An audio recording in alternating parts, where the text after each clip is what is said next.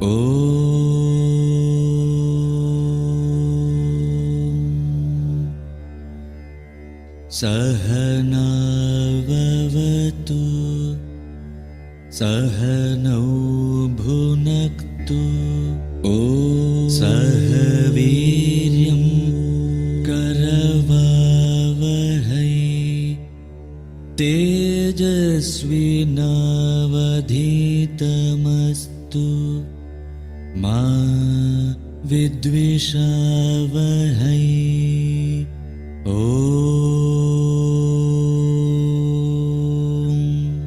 Shanti, Shanti, Shanti. Okay, good evening and good morning. Welcome back.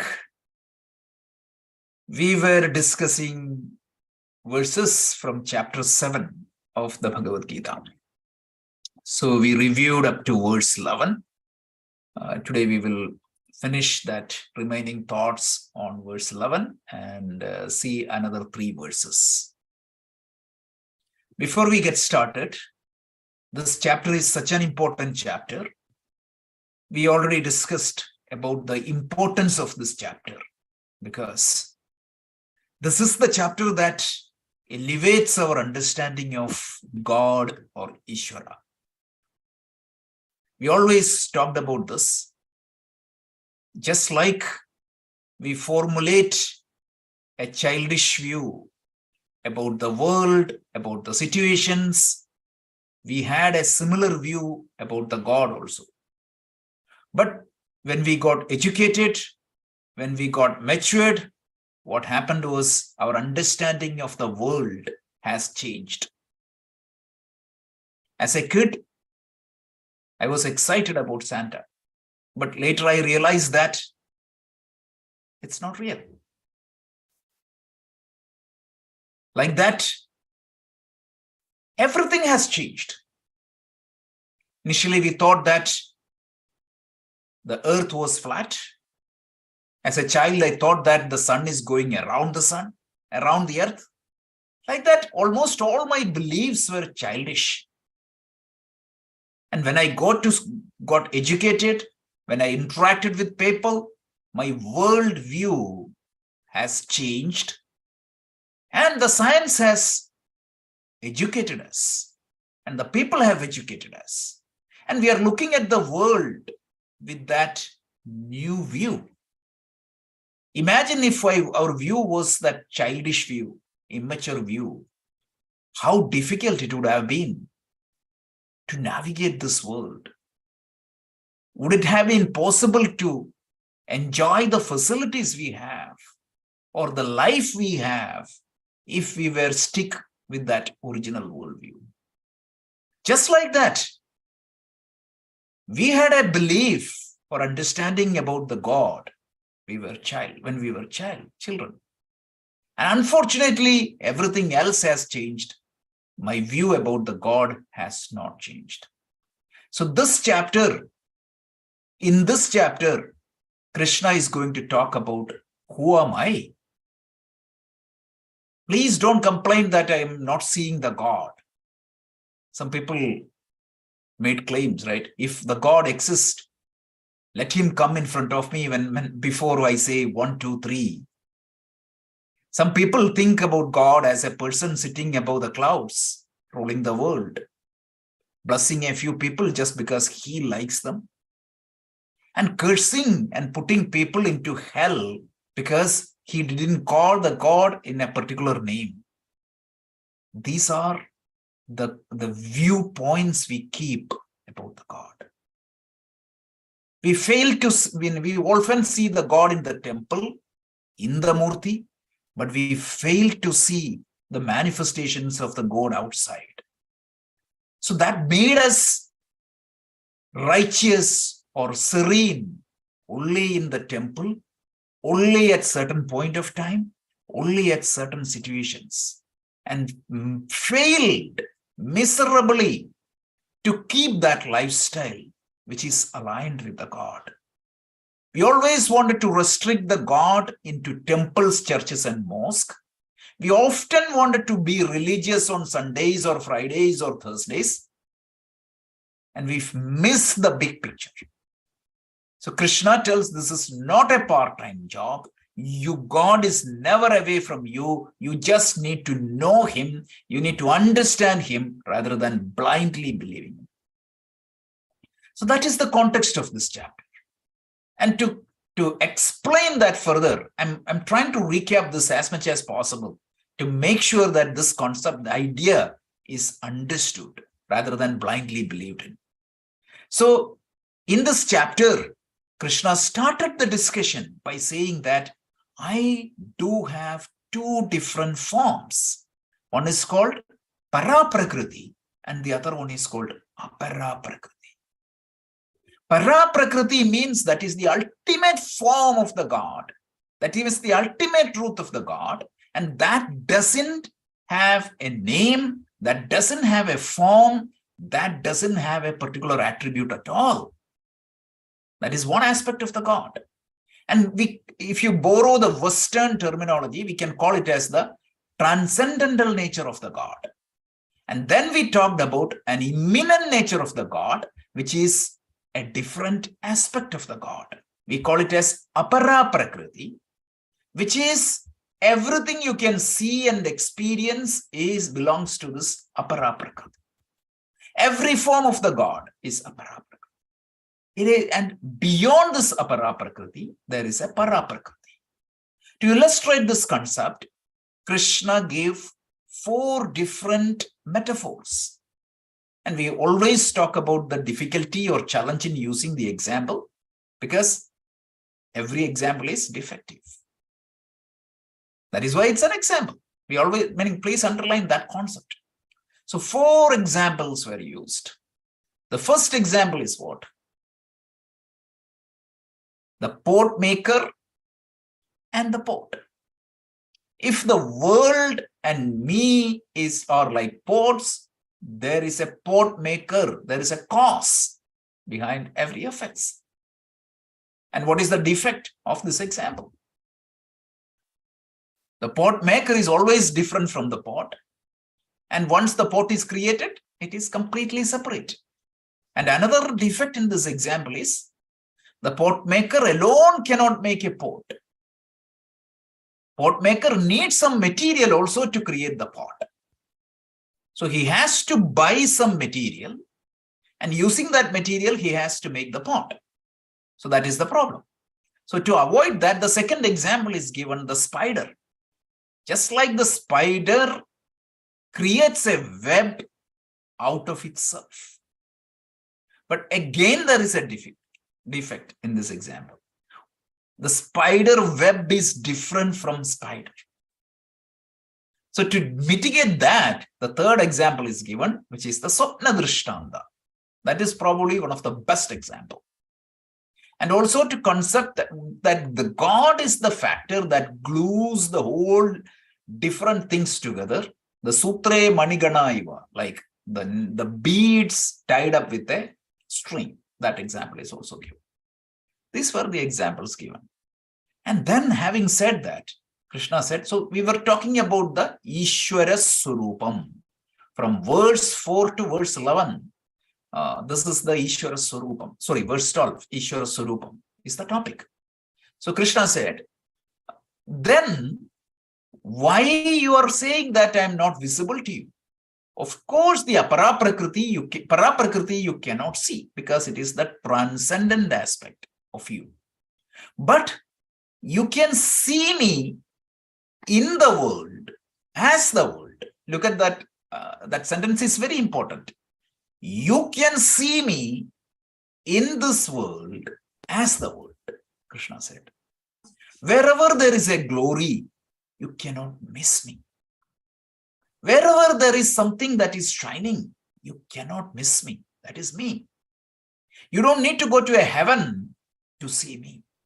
And to explain that concept, different examples were given in the verse 7, 8, 9, and 10. He said, I am the wetness of the water. You cannot miss, meaning we all uses water every day. I am the taste or the wetness of the water. I am the light of the sun and the moon. I am the God referred in all the scriptures. It doesn't matter which scripture. Wherever there is God used in any scriptures, understand that it is me. I am the sound you hear. I am the humanness in all the human being. Manliness in man, the womanliness in all the women. I am the fragrance in all the objects. Whenever you get a good fragrance, remember that fragrance is Ishvara. I am the heat and the brilliance of the fire. I am the life in all being. I am the power of austerity in all the ascetics. These were some of the brilliant examples given in verse 7, 8, 9. Actually, this is really exactly takes you and show you the Ishvara, right? And then he said, I am the source of all the beings, seed of all beings, right? The biological law that causes the sprouting of all the seeds is me. The intelligence exhibited by anybody in the universe is me. The intelligence of the intellect. Whenever there is a health, whenever you manifest some health, that is me. All the brilliance in the universe, all the light in the universe is me. So you cannot miss me. And then he said, I am, verse 11, that's where we stopped. So let's get into that verse and continue. So the whole idea here is, please understand this carefully. You cannot miss God. There are so many pointers Krishna gave by which you can relate to Ishvara. So in verse 11, he said, Balam Balavatam Asmi. So let's see that. We saw this already, but we will quickly see and move. So Anu, could you please chant this verse? Yeah. Balam Balavatam Asmi. Balam Balavatam Chaham Kamaraga Vivarchitam Dharma Viruddho Bhuteshu Kamosmi Bharatarshabha. Again, a few more enumeration. I am the strength of the strong. Wherever you see some might, strength, understand that that strength comes from me. Example. You're listening a song from a beautiful theater, Atmos theater, or Dolby theater. Oh my God, you enjoys everything. But what exactly is the power source behind all that music? It's the electricity. I'm enjoying all the sites I browse. I enjoy the power of the internet. But what exactly is powering the internet? What exactly is making it visible to me? It is the electricity.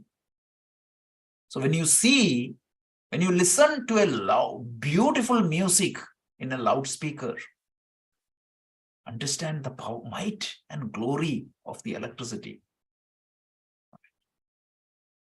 When you enjoy a golden ornament, understand, recognize the value of the gold in that. So usually we fail to see the electricity. We may enjoy the internet. We fail to see the light, but we may enjoy the movies on the screen.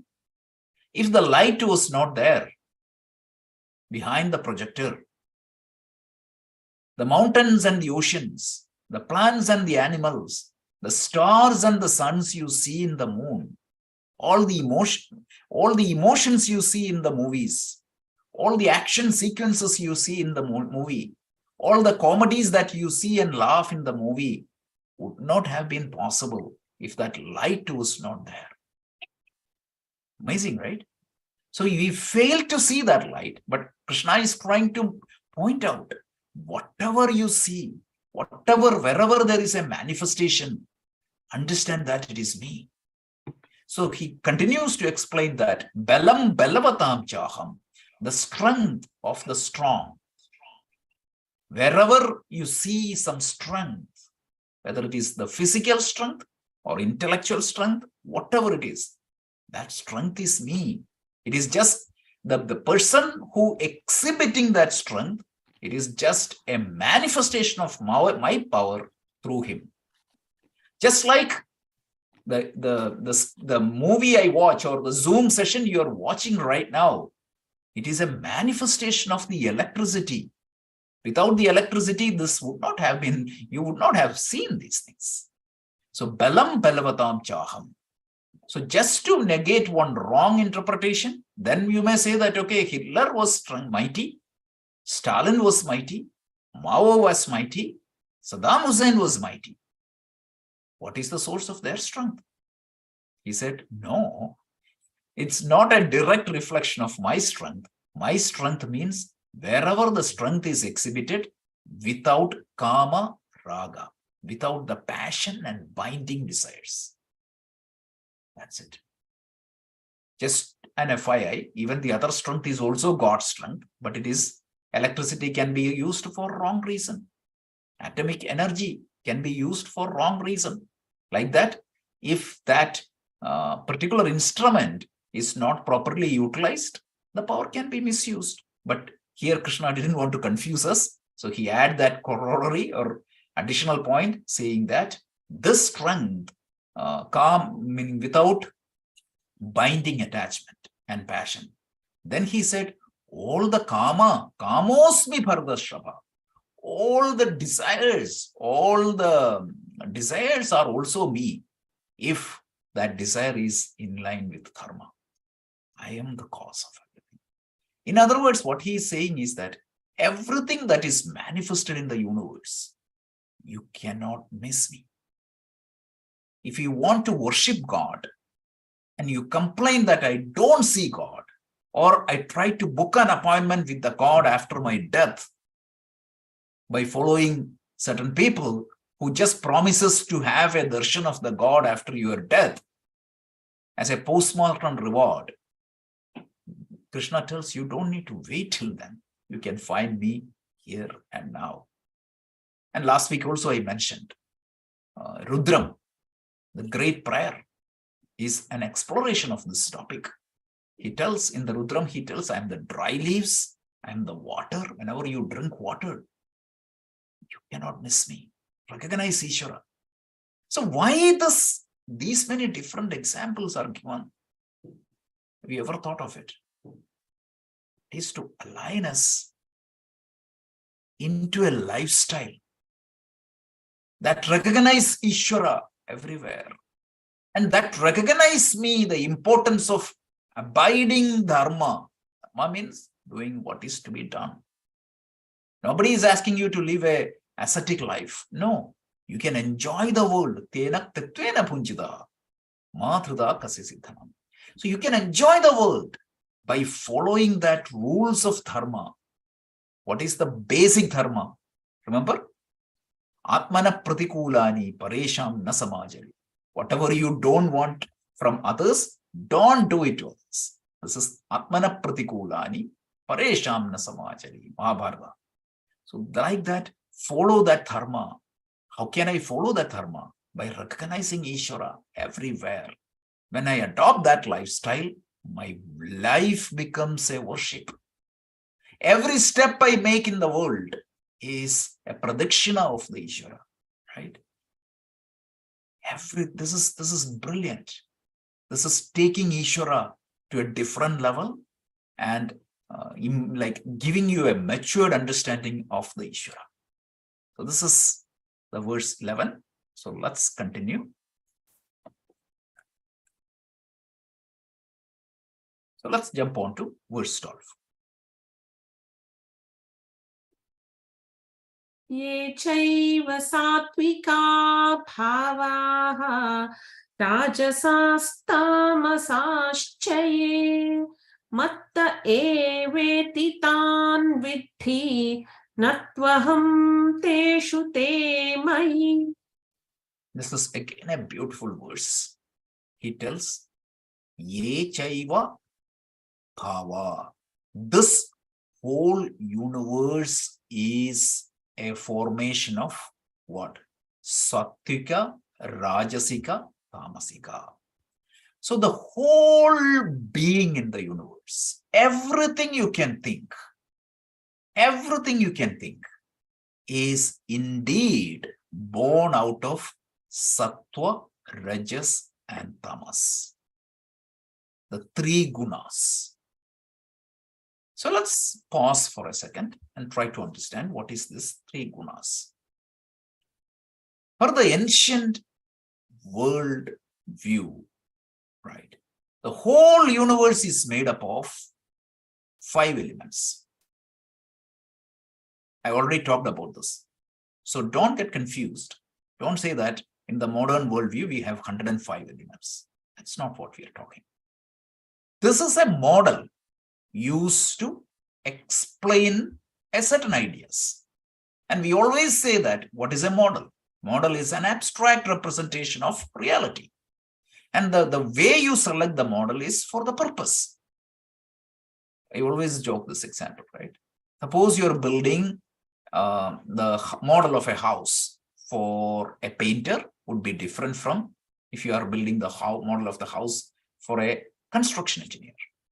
Or if you are taking the model of your body for a fashion designer would be totally different from the model of your body you are taking for a doctor. So here, per the ancient worldview, what happens? There is Paraprakriti. From the Paraprakriti, which is not at all matter, which is the pure consciousness, from the Paraprakriti, what happens? This Aparaprakriti is born, which is the primordial matter. And this primordial matter, the first formation of this primordial matter is the Panchabhuta. And then the combination of this Panchabhuta according to 3 gunas. 3 gunas, Sattva, Rajas, and Tamas, is the combination of this entire universe. So the whole matter can be categorized either as Sattva or Rajas or Tamas. This is an ancient worldview to classify things. What is Sattva? Sattva is the purest, noblest, natural attributes of everything. What is Rajas?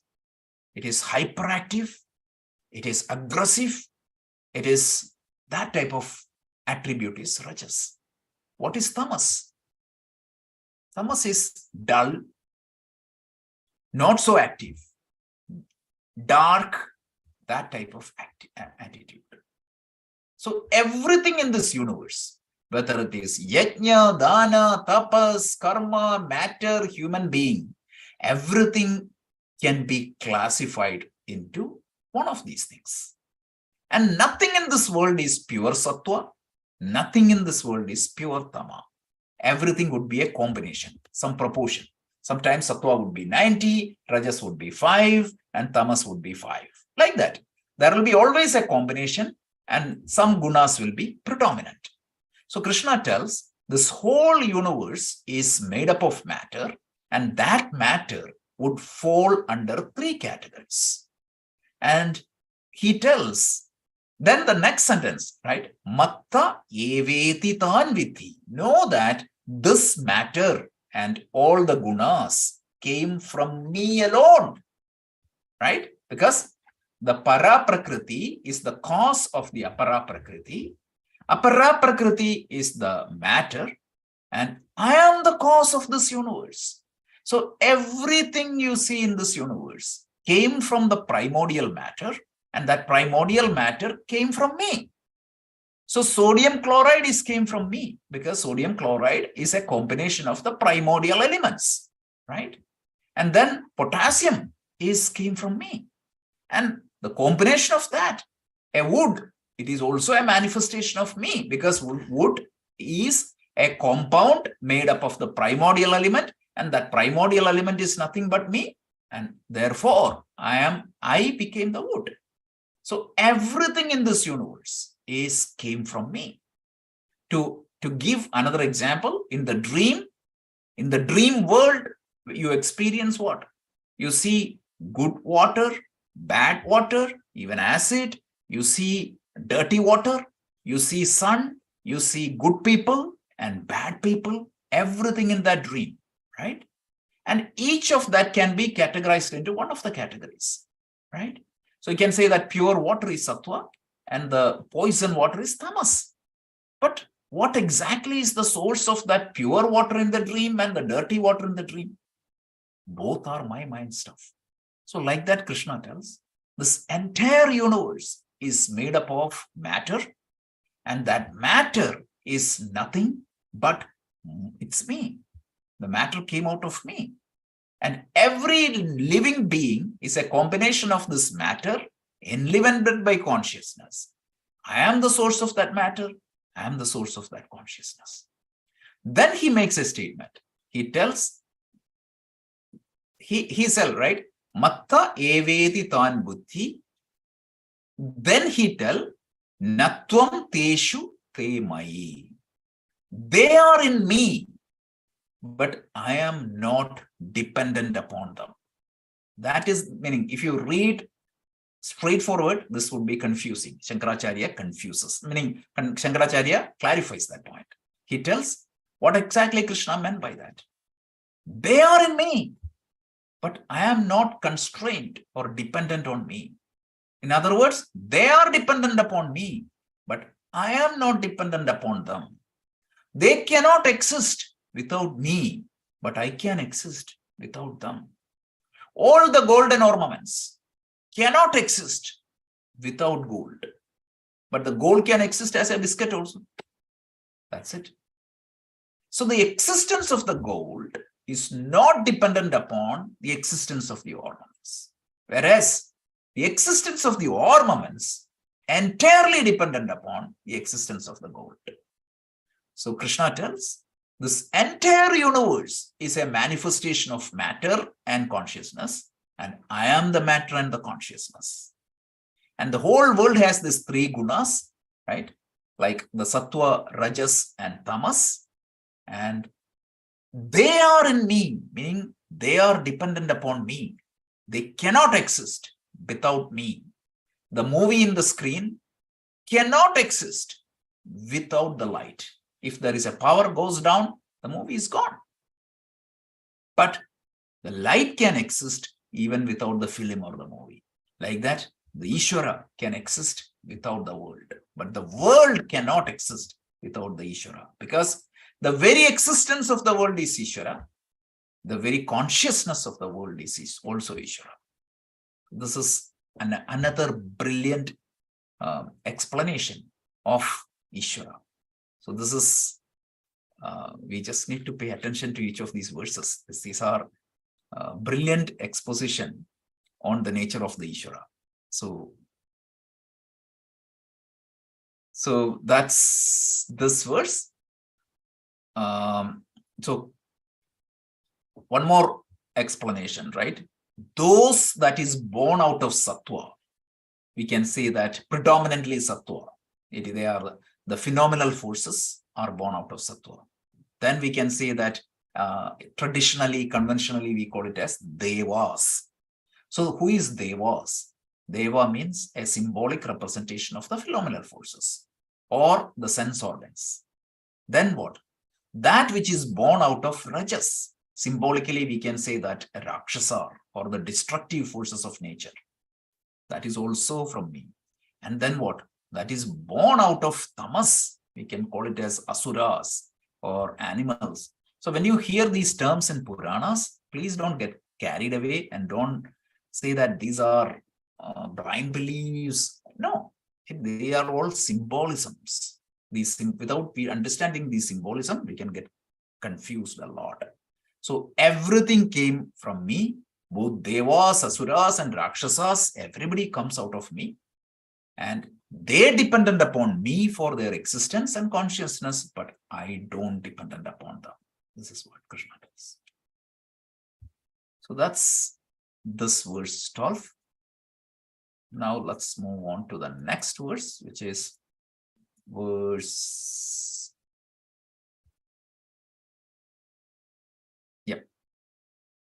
Okay, so this we covered. The next one. 14. Yeah. Yeah. त्रिभिर्गुणमयैर्भावैः एभिः सर्वमिदं जगत् मोहितं नाभिजानाति मामेभ्यः परमव्ययम्. Again, this verse and the next verse is very important. So please pay attention. The thing is, Krishna tells, because of this three gunas, as an individual, when I look at this universe, I don't see Ishvara directly. I see Ishvara only as the manifestation of these three gunas. Right? So the person who is in the dream, he is not seeing the person, or he is not understanding the person who is lying on the bed. In which bed he is lying down, what dress he is wearing, there is no way for me to see that.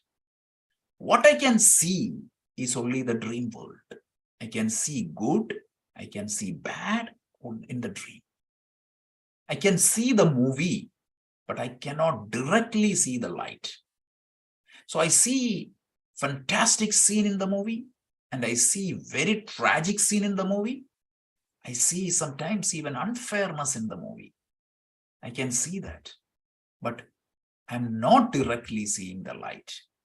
So because of these three gunas, right, this entire world I see is only the manifestation of these three gunas. So just like I see the movie and fail to see the light, I see only the manifestation of Ishvara as world. I see the world, but I don't see the God behind that. Mohitam tapi janani. So therefore, I get deluded. Deluded in the sense, I see the world, but I fail to see the God. So that is the delusion. Even though God is the existence of the universe, God is the consciousness of the universe, and I'm seeing that world directly in front of me, but I fail to see that underlying reality behind all these changes. I see the changing world, but I fail to see the changeless God behind that changing world. So I get deluded and I do not recognize this Ishvara. Krishna tells, Mohitam tapi janati mamepya paramavyayam. You fail to see me, who is beyond everything, who is beyond all these gunas, giving existence to this guna, giving consciousness to this guna, and who is the most imperishable one. I fail to see that. So this is the impact, right? The world of human beings, deluded by all these things, we just see the whole world, and we always think that, right? What we want peace and happiness. And we always see that there is some sense of insecurity and happiness in me. And that is why from womb to tomb, I always try to grab that insecurity and happiness. And I always believe that by grabbing something or acquiring something or possessing something, I can get this permanent happiness and peace. From birth to death, I always try that. By the time I acquire, my happiness is gone. So why? The reason is explained in this verse. Because you try to find the permanent thing in impermanent things, which is not possible. Of course, you have to use these things. As long as you are living in this world, as long as you are interacting with the world, you cannot but miss the world from a transactional perspective. But if you think that that is permanent and you can solve all your problem through the impermanent things in the world, that is wrong. And you fail to, when you are attached to this world too much, when you don't recognize me, what is going to happen? You fail to see me, which is the cause of the universe, which is the source of the ultimate happiness and contentment. This is what this verse tells. One of the beautiful verses of the Bhagavad Gita. So here you can see the spirituality at its best. The highest forms of spirituality is explained in this verse. So let's continue one more verse.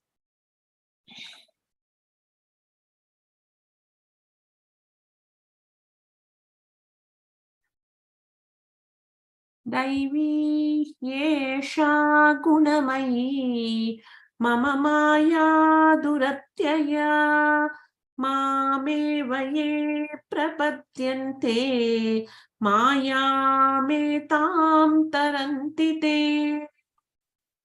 Elaborating on the same topic. So think through the flow, right? Krishna tells, I have two nature. One is para prakriti and the apara prakriti. Para prakriti is my highest form. Apara prakriti is a derived form from the para prakriti. And whatever you see directly is apara prakriti. And the apara prakriti manifests as universe conditioned by three gunas. And then what happens? You are seeing only the world and you are not seeing the underlying Ishvara behind the world. And therefore, you get deluded and you don't recognize Ishvara, even though Ishvara is in front of you right now and every time. I fail to see that Ishvara. So then he tells, this Devi Hyeshan Gunamai, this divine world, right, which is made up of me. All these gunas are made up of me, right? Suppose you make something with, say, copper, or what is that copper? Well, the cheap metal, I forgot. Whatever is that cheap metal, you make tin. It doesn't have any value. But if you know, if something is made up of gold, it has a lot of value. Sometimes you may not recognize it, but it has a lot of value. There is a beautiful example given in the Ishavasya Upanishad commentary. So this sandalwood, if you put the sandalwood in water for some time, what happens? You get a very stinky smell, really bad smell. But that's not the real smell of sandalwood. Suppose you rub and clean that sandalwood, the same thing you get, the best smell in the world. Like that, what you may not see that beauty of Ishvara. You may not see that charm of Ishvara. You may not see that divinity in this world because it is covered by this guna. And remove this guna, what happens? You see that Ishvara. And why? Even though this world is made up of me, mama maya duratyaya. Because of my maya, Krishna tells it is very difficult to understand. Because of the maya. Maya means what? It's a very complicated technical term in our culture. A lot of time people say that it is delusion. It is not just delusion. Maya means it is that you don't recognize something as it is, right? So in a desert, sometimes you see that there is water. That's illusion. That is also Maya. And you may not see things as it is. You always bring a perspective to that. And sometimes that perspective is totally different from the reality. This is Maya. And what is the nature of that Maya? Because of my likes and dislikes, this Maya is going to delude me. And that is why in our Purana, this Maya is, and the embodiment of Maya is shown as Mohini. Mohini. It's an incarnation of Lord because the Maya also came out of the Lord. So what happened during this story in the Purana? When the Mohini came in, what happened to Asuras? They went after the Mohini. When they went after the Mohini, what exactly they missed?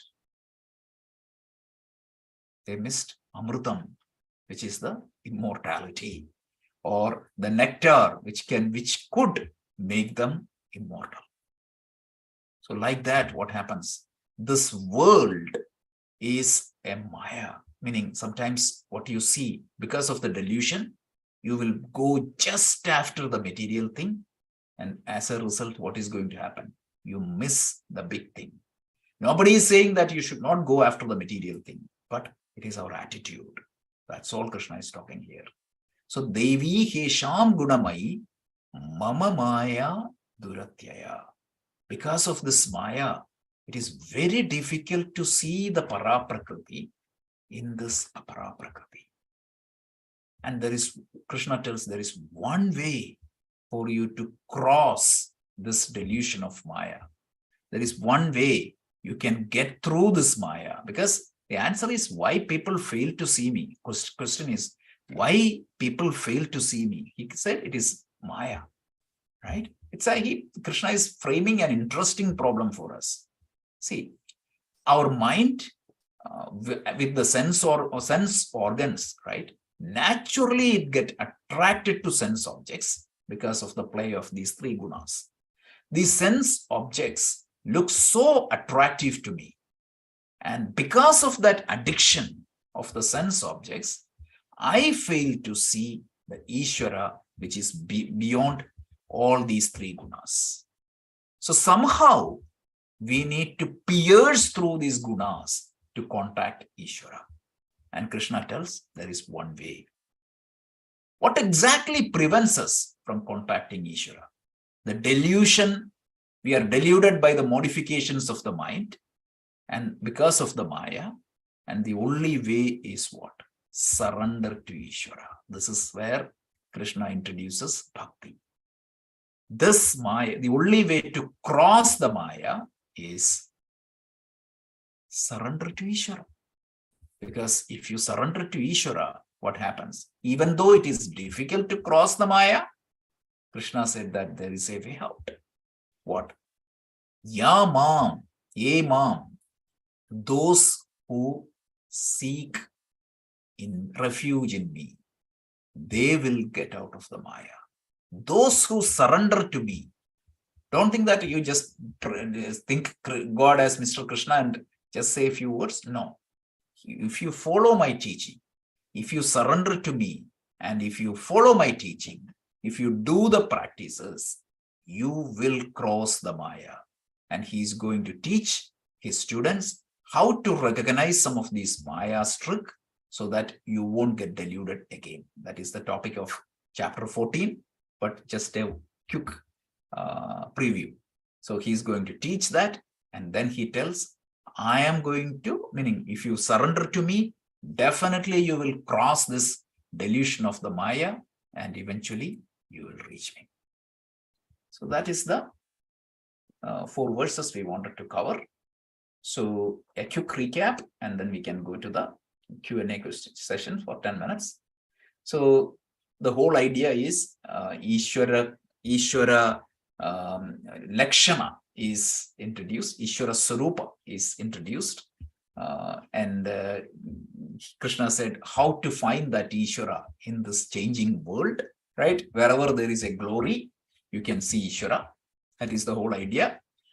Different examples, like 10 or 12 examples were given, so that you can visualize Ishvara, you can try to relate with Ishvara.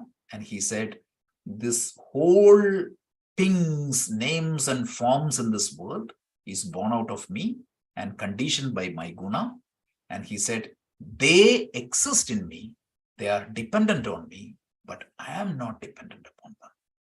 And since you are not seeing the Ishvara directly, since you are seeing only the deluded Maya conditioned objects in this universe, naturally you fail to recognize me. So it is not easy to pierce through this Maya and see me, but there is a way. Mameva ye pravartante. Those who take refuge in me, those who surrender to me, those who follow my teaching, definitely Maya metam tarantide. They can transcend Maya and they can see me in my entirety. That is what we wanted to cover. So yeah, it's 45 minutes. So what we will do is we'll pause here. Anu, can you chant the closing prayer? Then we will go to the Q&A.